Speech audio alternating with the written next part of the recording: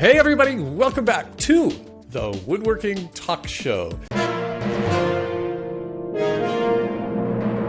I thought I'd change it up a bit this episode and talk to somebody who isn't a YouTuber, but whose long career has shaped much of what we see on YouTube today. Long before YouTube, back in a simpler time, back before people even had an email address, Roy Underhill set the stage for what a woodworking show might look like.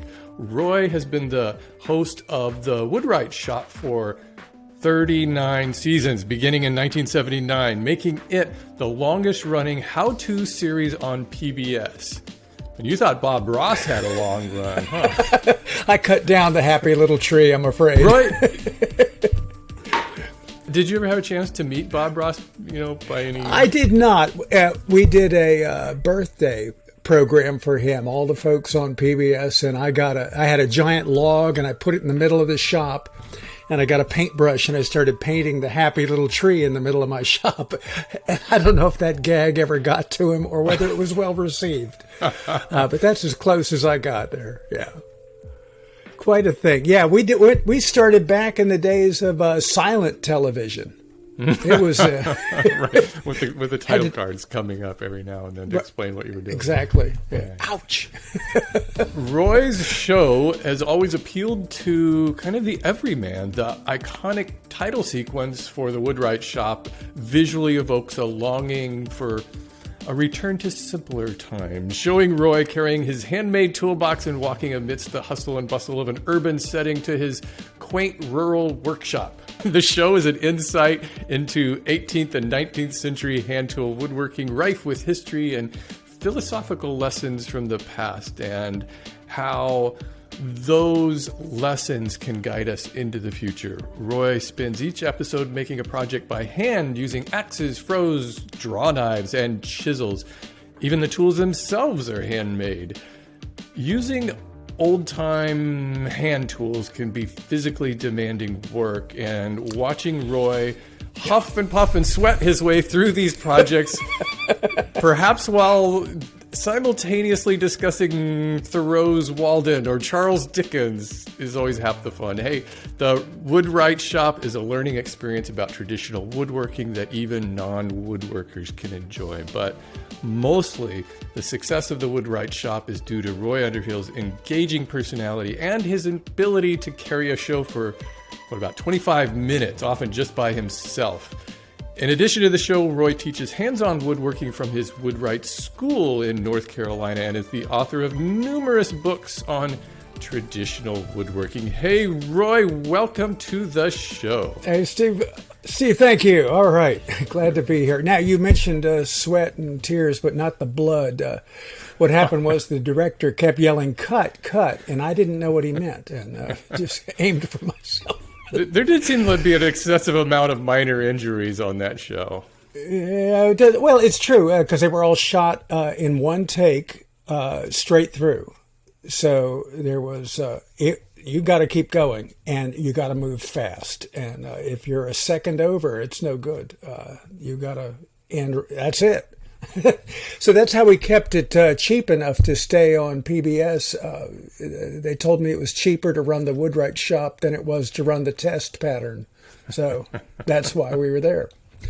And I got to say, so Steve, you said non-woodworkers. I don't know that any human being is a non-woodworker. Really? So I believe it's so deep. I think it's so deep in everybody. We evolved as human beings working wood. And our understanding of, the physics of the planet, I think, is based on understanding the grain in wood and how to make things with it, how to work with it, and how to use it at its strongest. I think it's that deep. Yeah, I actually, speaking of that, you had a TEDx talk I saw. This was back in 2011. It was sharing the value and ingenuity and living in the present. And I thought that was an interesting choice of words about using traditional hand tools and talking about the history of these things and how that, and I even mentioned that in the intro, and how that relates to the present and can lead us into the future.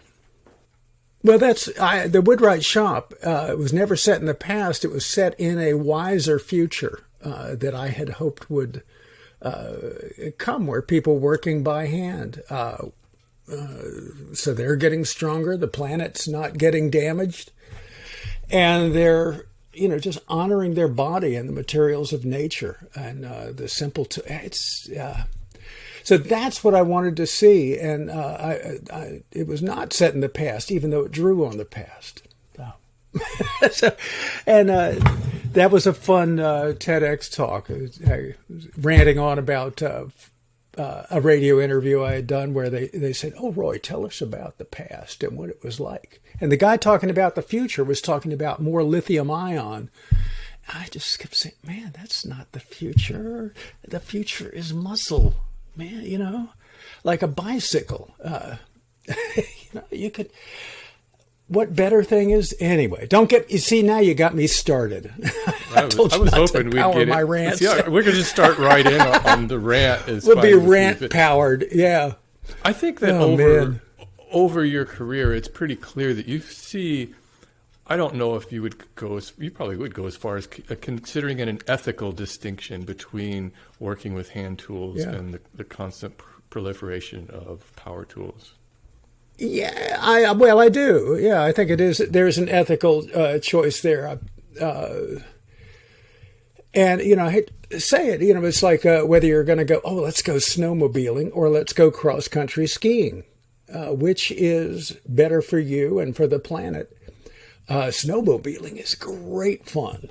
Any of these things is just a gas, but there is an ethical difference. So we have to start thinking about that. I'm thinking about it. Here I am. Look at the carbon debt I have built up over my decades, putting stuff up there. That's now how am I going to remove it? Oh man, that's what I'm facing. Do you think that we've reached a kind of a tipping point where we can still fix this, or especially now with kind of the rise of social media and I kind of have a feeling that now, and we're seeing this among, I hate using the term social media influencer.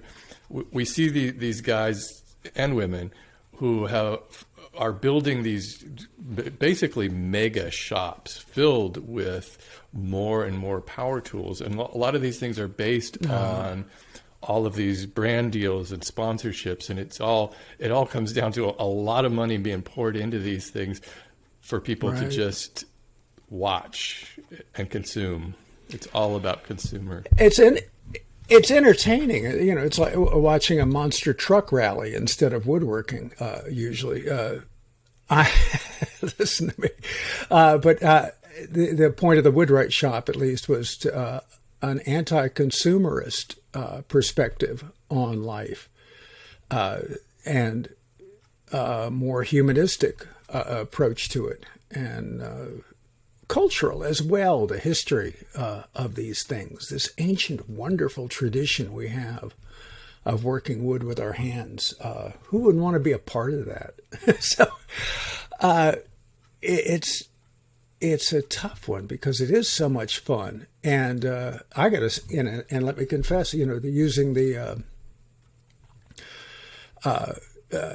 power tools is a good thing for you if you are losing your strength, just an endurance, getting older, and you're trying to keep up with this.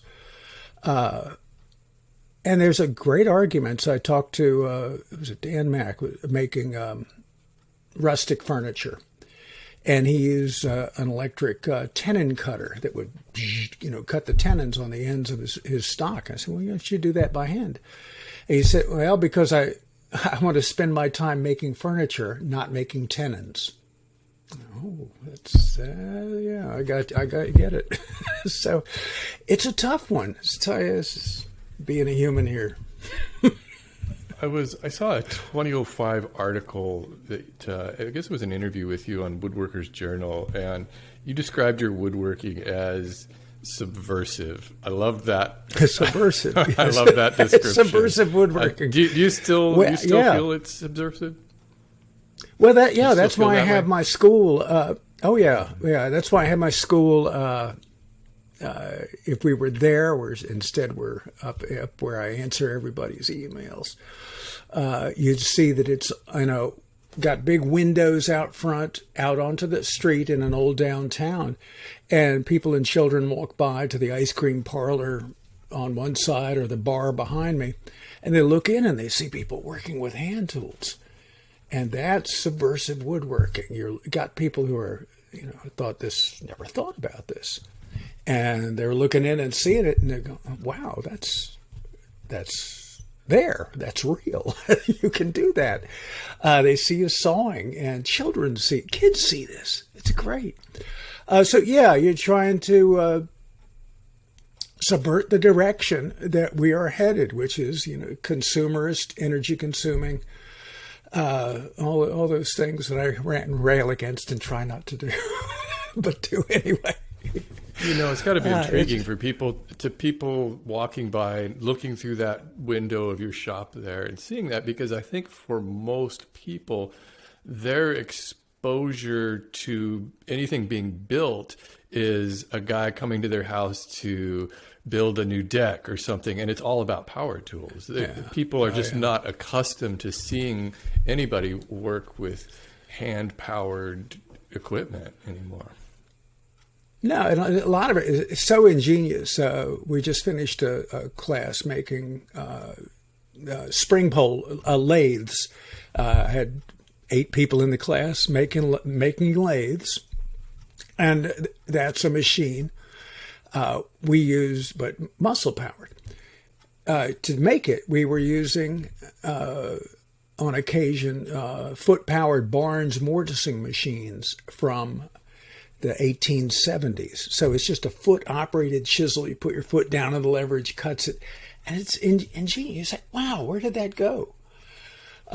In the front of the school, I have a treadle-powered table saw made by Barnes in 1874. So this is 2 years before Custer goes out and gets nailed there.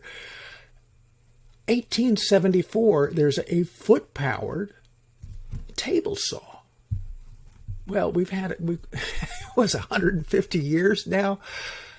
My gosh, we could do, think about where the bicycle was in 1874.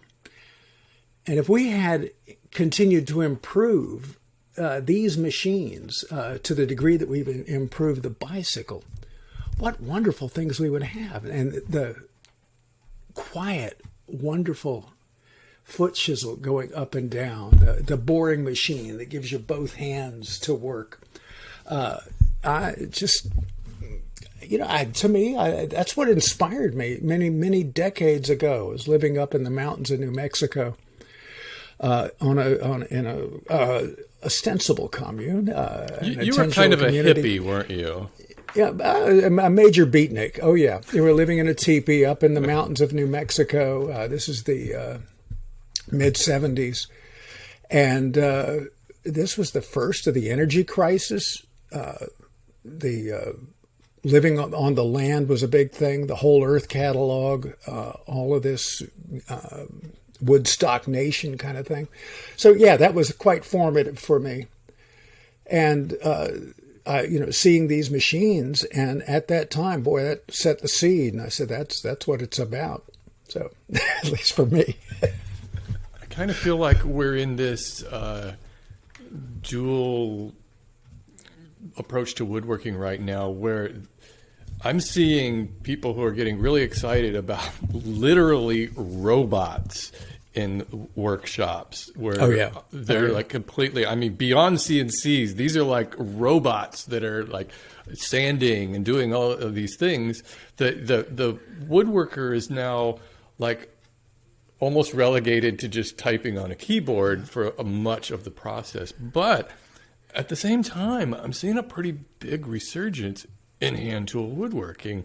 So I think that, I don't know if one is a response to the other or which way that goes, but I do see that I think people want to have that sense that they're actually doing something with their hands. Yeah, and both are great. I mean, it's just because I play acoustic guitar doesn't mean I don't like electric guitar as well. So one thing is this is just what I do. This is my area of interest. But I admire all of these creative endeavors people do. And let me say, I have a robot at the Woodwright School. Once I sweep up the big shavings, a little Roomba gets in there and goes after everything else. And if it was better at its job, I would be that much happier. So keep on with the improvements in the robots. I've got a use for it. It's funny, we had one of the things that's made hand tool woodworking proliferate and possible, and the manufacture of hand tools, again, by small manufacturers, is, of course, the internet. People can find customers. They can find the products. They can find the lessons. So we can just find each other so much better than we used to be able to. So it's a paradoxical future. We just gotta choose the right elements to make it wonderful. Let me and go lasting. back. Let me go back to before you were a hippie living in New Mexico in the 70s. What was your childhood like? Did you do any woodworking or building of things when you were a young one? Yeah, I always made things. And I think I told you, actually, in my little basement workshop, I grew up in Washington, D.C., and or a little suburban, northwest Washington. Down in the basement, I had a little workshop, and I think when I was 11 years old, I would do an imaginary TV show and turn to the camera and say, "Now, don't let me catch you doing this, but there's a way to get this done quick." So who knew? But yes, lucked out. I always enjoyed making things as a kid, and fortunately, I did not fall into another profession or working for someone else that would have been taken me away from that. So the luckiest breaks I had were the jobs I didn't get, and thank goodness. I think that the last time we talked, didn't you say you were studying theater at the time? Oh, I was build sets and so forth, and I studied directing. Oh, okay. I did a huge amount during my undergraduate years as a set building. So anything you made only had to last 2 weeks and look good, past the fourth row. So that was it. But also, lots of prop building. I say quickly, we needed Dracula's castle. And I needed the gargoyles that support his fireplace. Well, I could knock them out fast. The swords for Beckett, I could make those real quick. And so I was hired even as a freshman to work and just do building things. It's great. So also a good way to meet girls, too. So Yeah. it worked out well being in showbiz. So I guess you were at the university when you it sounds like kind of happenstance that you stumbled upon doing a show. That was that based on you were doing a thesis or something, and that was going to be your show? Well, now this is in finishing graduate school at Duke was in environmental science, and so I'm exposed to forestry and environmental science, and I was exposed to global warming as a issue. 40 years ago or more now. And so we were really aware of what was going on at that time. It was kind of, oh crap, here it comes. Troubles if there's a slow train coming. Well, it's picked up speed since then. Yeah, it's a good thing we solved that problem, isn't it? Yeah. Oh, man. But, seriously, at that time, the science was to say, we are in an uneasy balance because the CO2 is having one effect and the particulate pollution, the smoke and soot, is having another effect. So we're getting a shading effect and a greenhouse effect simultaneously, and they're balancing each other out. We think. That was the only question about it at the time, and we've seen that's been answered. we haven't been balancing it out with the soot. But nevertheless, there was my work there had supported professors, and I was able to do my work in early technology and culture with a small c. So making the culture of work in wood and its historical development. And there was thank goodness, a thing where I didn't have to write a thesis. I could do a presentation, a live presentation. Well, I had enough, showbiz background from undergraduate that I knew how to put a show on, and did that. And it was outside. It was great on a hillside. I was swinging axes and using boring machines and getting the whole thing going. And somebody afterwards, I don't know who, said, "Hey, this would work on TV." And that was bing. And that was really the beginning of the Woodwright shop. And so started. It took probably about 4 or 5 years to get that lucky break to get it on, but that's where it came from. You had it on for a couple of years there before PBS picked it up. Is that right? Just 1 year, yeah. And then PBS picked it up. Yeah. Just that 1 year. It ran in North Carolina, and then it ran nationally. So it was quite an adventure. Yeah, lucked out. Lucky breaks. Was that always the format from the very beginning, that you would shoot that in basically real time without any editing? Yeah. Oh, yeah. Because it's cheap. It's cheap. So it's in camera. It's live editing basically. There's it's the 4-camera shoot or 3-camera shoot. You have 1 cover camera and 2 close-ups, and the director is switching between those cameras in real time and talking to the videographers, through the headsets from the control room, telling, tighten up, wake up, pan left. All right, he's going to jump up now. Oh gosh, I hope he doesn't say that stupid joke again about his half brother. Oh, there he goes. So that was the director all the time with me was Gary Morton, and he passed on this last year. So I lost a good friend and colleague. Yeah. It's kind of like shooting a sporting event. It sounds like, Oh, it is. Yeah. The guys who worked with me, the best shooters were sports shooters. Cause I was, I'm jumping up and down, I'm turning over here and there, and they got to follow the action, and then live editing, as we go. So, then it's done and it's gone. So a little bit different, and not a lot of shows done like that. Did you have to rehearse any of the projects or any of the things you were going to do, or did you just kind of? Oh yeah, there's many. I'm working through it. I'm there. Yes, it doesn't look like it, but boy, it's outlined and rehearsed, and then I'm thinking, knowing my experience about camera angles, where they can get, and how to show this. Because my job doing the show is simply delivering. This is television. Television is a close-up medium. My whole job was delivering good close-up shots to the cameras. To the close-up cameras, so they could get in there and get the shot. And that means holding it steady and turning it slowly and angling it so the light is going to catch it and the shadow is going to define it. That's a lot of practice. Then show it to the camera, the crew. They'll see it, walk through it, and then we shoot it, and that's it. It's gone.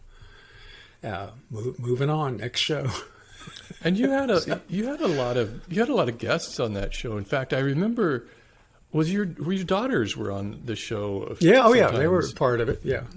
Rachel and Eleanor were both on. Even in the intro, I seem to remember I don't know which daughter it was in the show. That was There's Eleanor. Rachel's at the end there wearing dark sunglasses. Right. That's the one on the bench. Yeah, that's Rachel now. Of course, she's a webmaster for the university in Chapel Hill now. So she's got. And your other daughter is Eleanor a musician. Is a musician in Asheville, yes. And Eleanor Underhill has done great as a musician. So the showbiz family carries on. That's great. And I think Eleanor helped out with one of your books or several of your books. She did. She illustrated the last book I did, and very nice to have that. So I think she just got her royalty check a few days ago, which always helps. Yeah. Good to be a musician with getting royalty checks from her illustrations. So how do you like that? It was a treat. Do you enjoy the book writing process? Because you've got a number of books. I don't know how many you have. Yeah. I hope to do more, but my gosh, does it take energy and dedication. You got to show up at the page every day and be there and stare at it until blood comes out of your forehead. It is hard to do a good job. And hope I still have the energy to do that, to do some more writing. But do I enjoy it? Yeah, the research is great. I enjoy it a lot. Very proud of the one. I have a book on how to say, it's called Engaging Intelligence. It was published as Khrushchev's Shoe, but it's about free choice learning and how you engage people with subjects they didn't know they were interested in. So you watch Nova on public television. You don't know what it is. Maybe you didn't know, but if they do it right, you're going to be interested in that subject. Well, there's a whole psychology under that, and it's been fascinating to me. So that was one. Yeah. Now, how about you? You got a book in the works? No, I've been asked to do some books a couple of times, and I get... it makes me a little bit nervous because so many of the authors I've talked to have always kind of said, I don't know if I'd want to do it again. So I kind of turns me like, I don't know if I really have that kind of energy in me. Yes, and you got to wonder about books as a medium. And, who has books, Last time you read a book, who read a book? Yeah, and a lot of times books are now consumed as audiobooks, which doesn't really work well for a woodworking book. You could make it work probably. With you have plenty of anecdotes. And, yeah. Oh man. Well, it's just everything. It's all a moving target. The way the media changes and what each format expects. I just don't know. Don't know what to say. I have friends who are working on books, and I, torture them by asking them, "How is the book coming?" And they, oh God, yeah, it take you years. I mean, it's years of work and dedication to do that, and then you don't know. You don't know how that's going to turn out, but you've done it. You've done it. It's a labor of love. Out, so yeah. Would you consider yourself primarily an educator, an entertainer, or a woodworker? Oh yes. Which comes top? Yes. I forgot historian and philosopher. Let me tell you. Yeah, no. I'll tell you something. Here's a. Because I enjoy it all, but I did have something funny. I was working at one of these woodworking conventions, and I was over there doing something, and a young fella came up and he was watching me work, and who knows what I was doing, but I was working away, and I had the things I was making there, and he looked at me, and I could see this confusion on his face, and he finally looked at me and said, "Oh, I get it." And he looked up at me with a smile. He said, "You're not good. You're just on television." I said, oh my gosh. I said, well, then my secret's out, I guess. And he was suddenly so embarrassed because he realized what he had said. It's so funny. I'm not a woodworker. I just play one I know on that TV. doesn't answer you. Yeah, exactly. I'm not a craftsman, but I play one on television. Who knows? Yeah. Who knows? But enjoy them all. That whole matrix. Why would you take out any part of it? So it's like being a good. It's odd, but being a good cake. Which ingredient do you want to take out and say? Are you primarily sugar, flour, or blueberries, or what would you take out? The history, the entertainment, the craftsmanship.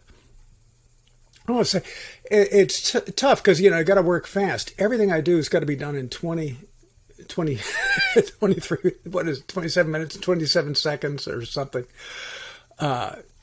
Got to be done. And you can't go back and tune it up. You got to keep moving. And so those are habits that and I look at stuff I did before I started doing so much television work. And gosh, it's good. It's really good work. I said, man, I used to be good. Now, part of that is, let me say, back in the day, we had low-def television. And so I was a heck of a good woodworker. Now they've gone to high def, and high def is not your friend, let me tell you. It shows every mistake. I look at it and say, man, I know. They say, oh, God, this guy's crap. He used to be good. What happened? Well, it's because high def is not your friend. Oh, well. Did you know that your show was going to be a hit show right from the start? Was there a moment where was there a moment where you thought, wow, we've really got something here? I'll tell you that. My wife, Jane, has been in show business. She's in summer stock and did a lot of, was, a performer, and recognition was a big thing. And we were in Times Square once, going somewhere, and somebody came up to me in Times Square and said, "Hey, you're Roy Underhill. I love your show and all this stuff." And my wife, who's had a career in acting, she said, "God, I've never hated you so much as I have this moment." so which beats you being funny, but no. Let me just say, I've always believed in it. I believed in it from the beginning, and that it was a good thing. And I also saw there was a track record on it. You look at what Julia Child did with the French chef. Here is French cuisine, which is foreign to the American audience. Well, here's historic traditional woodworking, which is foreign to the contemporary audience. But they're both, French chef, she's doing cooking, which is familiar. So you got the foreign and familiar balance. I know about cooking. I know about food. I know what an egg is. But here she's doing it with French. So it's a twist on the familiar. And the same with the Woodwright shop. We have familiar woodworking that people know. Here's a saw, here's a chisel, we got that. But there's a twist on it. This is a historic and all handwork thing. So I believed in that, I saw the formula work, if I may say, call it a formula. The recipe. There you are. Right. Who were some of your most memorable guests that you had on the show? Is there one guest that you could have on? Everybody remembers. Is there one guest that you would say, I want you on again and again as much as possible? Oh, well, Chris Schwartz and I always have fun. And Peter Follensby is just such a gas, but everybody's great. But these are the two of the most recent folks. And people are always getting, quoting back to me things that Chris Schwartz said with me on the show. And Peter, and of course, Mary May doing her carving. Old friend Peter Ross, blacksmith. We both worked at Colonial Williamsburg together. And working with him is just great. We've worked together since that very first season of the Woodwright shop, and still do. So that's been great. It's, there's a learning curve with that, working with a guest. people say, it would say, "Shut up, Roy," let this person talk. Well, that's hard, and thank you for the feedback. Yes, I'll do better. Also, people say, you're putting your hands all over the stuff they're doing. Why are you doing that? Well, it's because if a guest doesn't have that innate understand, or just constant understanding of holding something still and turning it so that the close-up camera can get it, if they wave it around while they're talking, there's no close-up going to happen. So I have to grab their hand and kind of hold it, because we got one shot at this. And so there's all kind of things that happen when you have a guest that you look like you're being a jerk. You're not. There's a certain irony right now that right outside in my neighbor's house, there's like a guy working with power tools and making a lot of noise. I hear it. Is that what that is? It's like it never happens, but here it is. Usually I'm the guy making the noise. Man. They always, it's time it whenever I need to be on camera or, use a microphone. There's the sound going. So I'm going to have to go over there and say, Roy Underhill says, get out that handsaw and put that Shut thing up. away. But, shut up. We're trying to do a podcast here, damn it. Oh, man. Well, I know, I tell you, if they were hand mortising with mallet and chisel, it'd be just as loud, though. So there's lots of noise you can make. It's a different type of loud, though. It's not like it's like a handsaw, somebody pounding with a mallet. I don't want to say it's a pleasing sound, but it's not a shrill, screeching sound that this is making. It sounds like they have a circular saw against sheet metal or something. I don't know what's going on. Ooh, and they might. That might be what it is. I don't know. Do you ever meet do you ever see several generations of people who have watched your show? Because my dad and I used to watch your show together, and this was when I was probably 18, 19 years old, and it was like weekly viewing. It was a set thing that we did. Fun. It was one of those kind of bonding moments. And he's 86. I'm actually going to visit him next week for his birthday. And whenever we talk about whenever we talk about woodworking, it's inevitable your show comes up because we always like to kind of relate things that we remember from the show. It's like that. But I bet you've met people who have here's a picture of me when I was little, and here's a picture of my son and my grandson who also watched the show. That's crazy. Well, that's a big that's a phenomenon that I did not anticipate, and it's just been so gratifying to see folks come in and say, "Oh, I used to sit in my grandfather's lap, and when I was a little boy, and we would watch you, and my grandfather would tell me what you were doing, and what he thought was going to happen." And of course, that was back when there were many fewer choices of things to watch. So, you didn't have so many alternatives. Some people had 3 or 4 channels on television, and that was it for external entertainment coming in on a screen. So I see these folks now, and they're adults, and it's what, but they see me and they see the school, and we talk about it, and they're making that connection again. They're looking for that connection. They say, "Oh, I have such good feelings because, that's when my dad and I were together. We would have this time to watch the show." And that's what I feel about the same thing with the traditional woodworking. Putting a saw in your hand that's sharp and working again is a revelation and a connection that people are missing.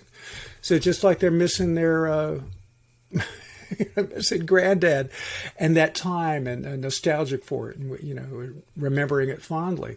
I think there's something in everybody that remembers deeply, fondly, even if they've never done it, in this lifetime, working with their hands and making things out of wood.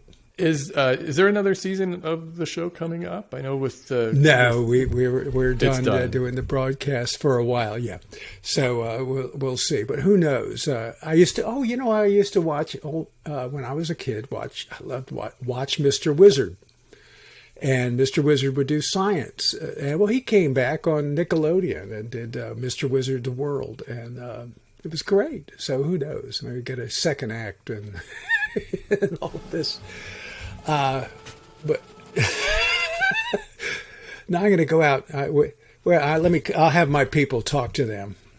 Yeah, next go out door. and talk to this guy. It's like, of all times, you got to be doing this thing right now. Yeah. At the school, we have loud motors, because there's a bar behind us, and we have loud motorcycles show up out front. And I always joke with one of the students, say, "Go tell those people their motorcycles are too damn loud." Right. Exactly. Go out there shaking your fist rough-looking at crowd out kids. front. Get off my lawn. Good luck. Right.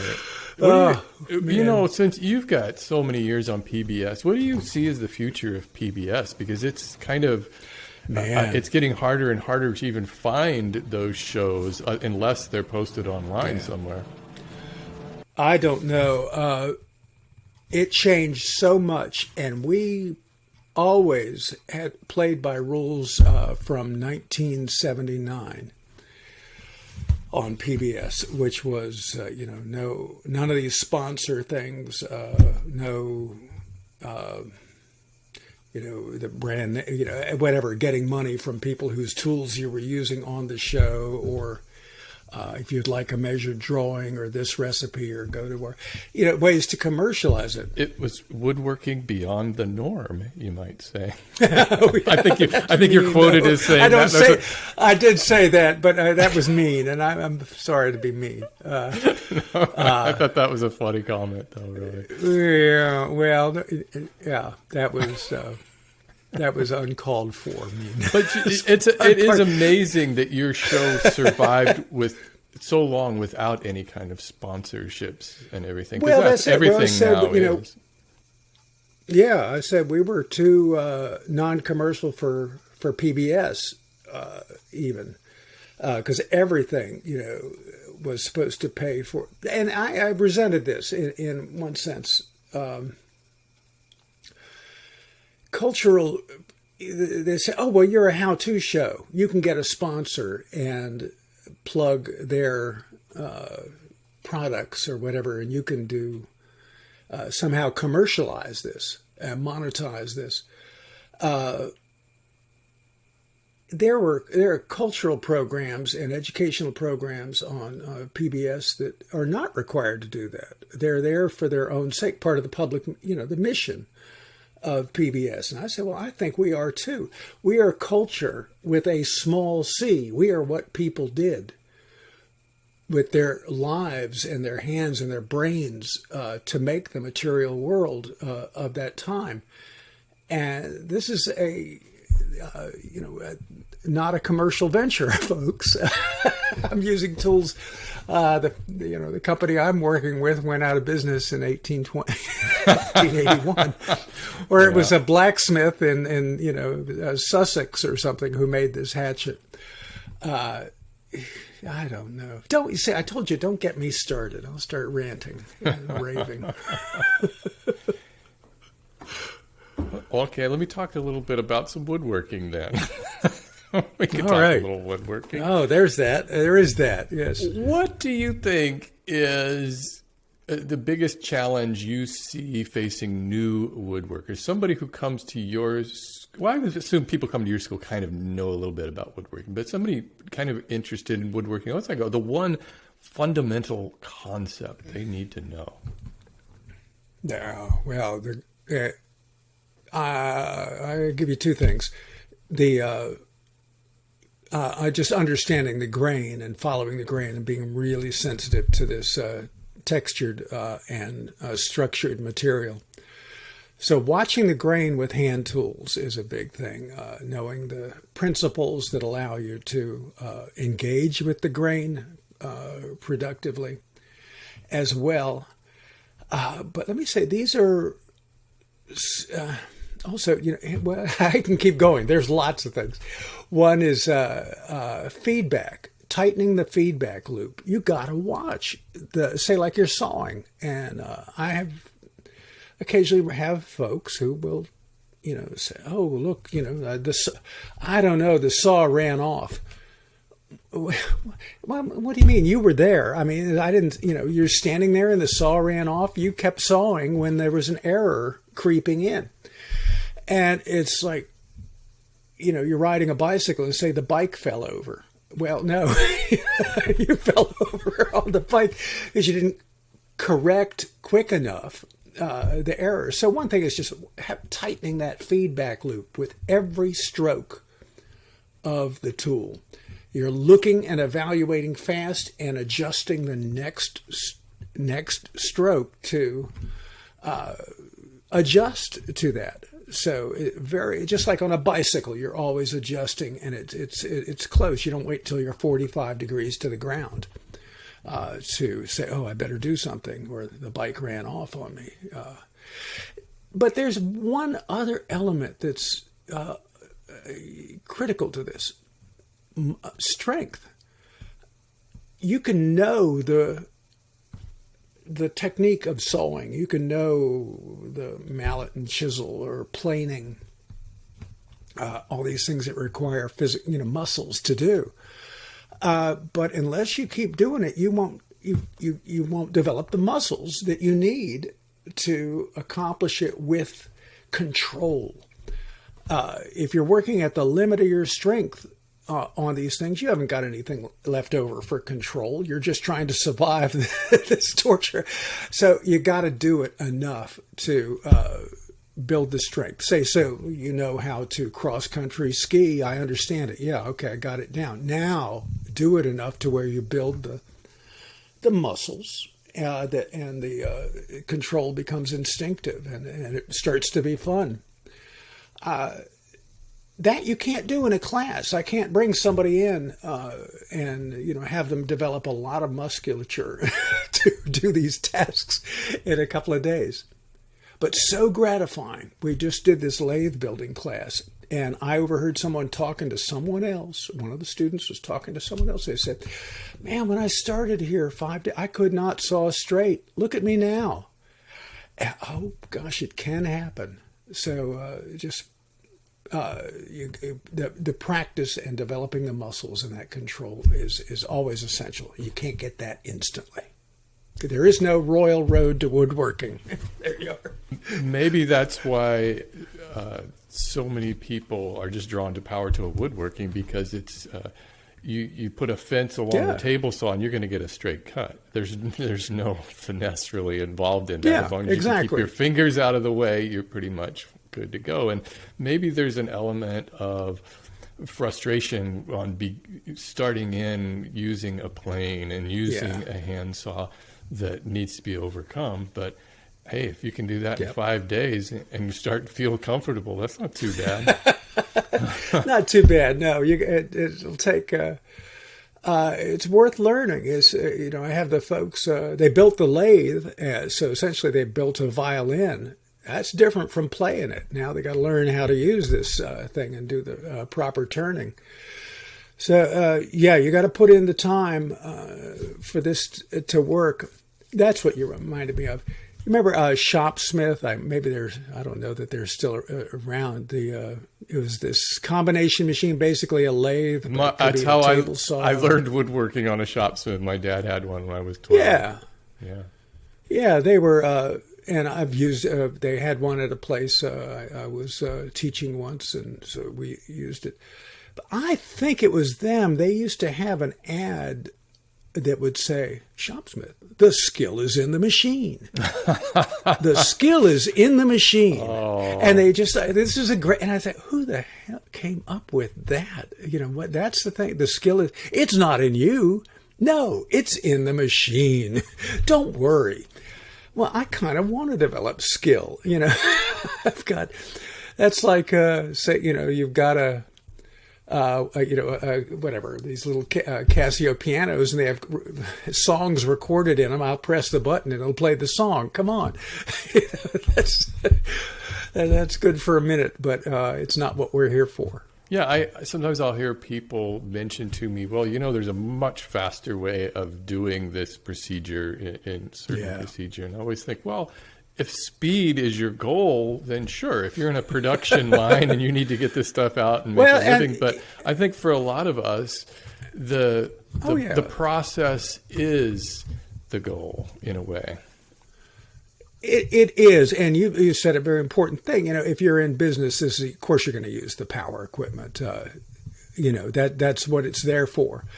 If you're doing this for your own enjoyment, this is something to try and expand your skills and treat it as a discipline. I mean, there are faster ways to get fish than fly fishing, but you get into it and it's a wonderful endeavor and a thing to learn something with a great tradition and value to it beyond getting a lot of fish. So I can get you fish. Oh man. I just. What's the most frustrating technique for new hand tool woodworkers to kind of grasp? Wow. Is it using a chisel or a plane? No, the plane. Well, you got to learn to adjust the plane, and you got to know what a sharp plane is. So maybe that's the key. Let's just say not having the sharp tools to work with, not knowing when the tool needs your attention, that chisel is not sharp and not performing like it should. The plane is not adjusted properly, or the saw is not sharp. So things like that, I think, are frustrating. They work with things that require attention, maintenance, and sharpening, and that will frustrate more people than anything else, I think. I'll come over and say, well, no wonder. Here, give me that. I'll touch up that edge. And then they go, oh, wow, I see it now. Yeah, that's it. But sharpness, it's like Archie Bunker said about beer. You can't buy it. You can only rent it. Right. So it's going to be gone soon. So you got to keep putting it, got to keep paying that bill. Do you have any thoughts on this? There's kind of this romanticization of Japanese woodworking right now, and these hand tools. Yeah, that's great. Kind of, they work on the pull stroke, and the joinery is all different, and it's wonderful. Is that something you've explored?